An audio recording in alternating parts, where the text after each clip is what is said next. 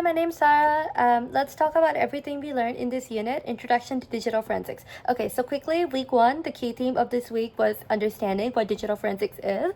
So the definition of that is the application of computer science and investigative procedures for a legal purpose involving the analysis of digital evidence. And this could involve like validation through mathematics, using of tools, repeatability, reporting, and even presentation. There's a few related disciplines for digital forensics, like vulnerability and assessment and risk management, network detection and incident response, and digital investigations. As a forensic analyst, you must always consider a few things, like you should understand the public and private sector and the associated laws within each sector and analysis in general. You should also take a systemic approach to problem solving through thorough assessment based on like nature and format, and also make sure to secure your evidence. And we also talk about like a few sample cases like employee termination, email abuse, attorney and client cases, and understood how to set up and maintain a digital forensic workstation. In week two, the main theme of this week was lab work. So as a digital analyst, like the lab is going to be one of the main places that you work.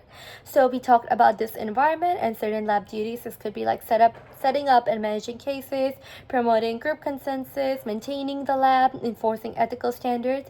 So as a lab manager, budgeting is very important too. It's one of your duties when understanding how to upgrade the lab. Certification is also really important in this field because it shows like how accredited you are. A few main certifications are CCFP and HTCN. And the physical lab security alongside the network security is also really important.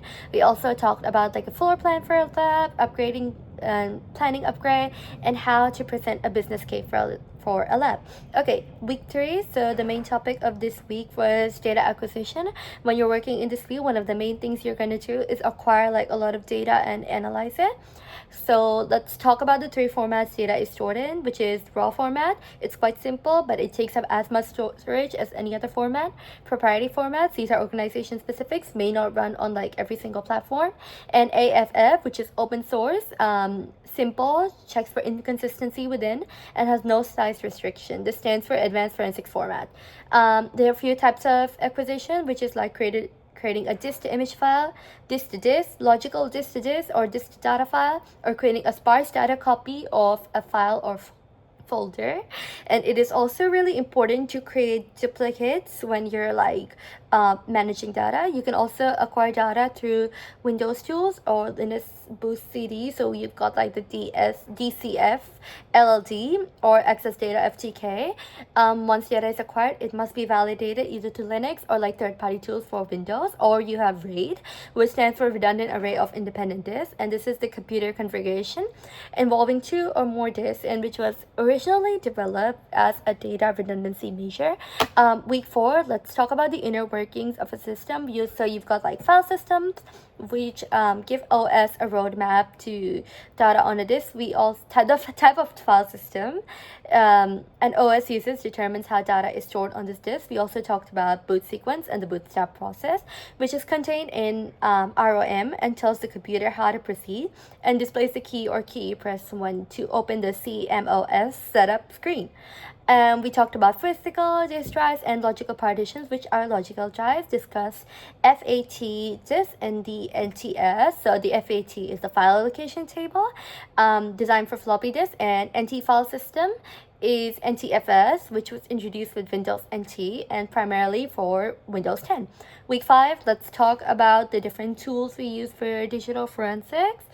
So you've got a few evaluating, like you need to evaluate your tools basically. You've got hardware tools, which range for like simple, like single purpose components to like complete computer systems. You've got software forensics tools like command line and GUI applications, so when you're using a tool, it used to have like 5 major categories, like acquisition, validation, and verification, extraction, reconstruction, and reporting. And you should always remember to validate and verify your data when you're working. And then tools often perform tasks like extraction, reconstruction, reporting. And we also discussed a few tools like, as I mentioned earlier, command line, Linux forensics table, and other GUI tools. And we discussed how to build and maintain a forensic workstation and discussed a few recommendations recommendations to choose stationery for a lightweight workstation, like full tower to a live expansion devices, different sizes of hard drives, or like an external firewire and USB ports, and to use NIST and once you have picked like a proper stationery for your workstation, you should also understand the NIST framework and use validation protocols. So, and then let's just go over like how we can apply all of this in real life. So in week 1 earlier, I discussed that the theme was understanding. So the key point of this is to understand the basics of digital forensics and keep them in mind once you navigate to real life. For week 2, lab work, design like a proper lab and have like a proper workspace, which should be neat, organized, and stocked with the necessary things. You've got week 3, data acquisition, acquire data in a proper way and validate it. Week 4, the inner workings, understand what you're dealing with and like how everything functions. And week 5, which is tools, so select the proper tools and make sure everything's up to date. And that was all for this. Thank you so much.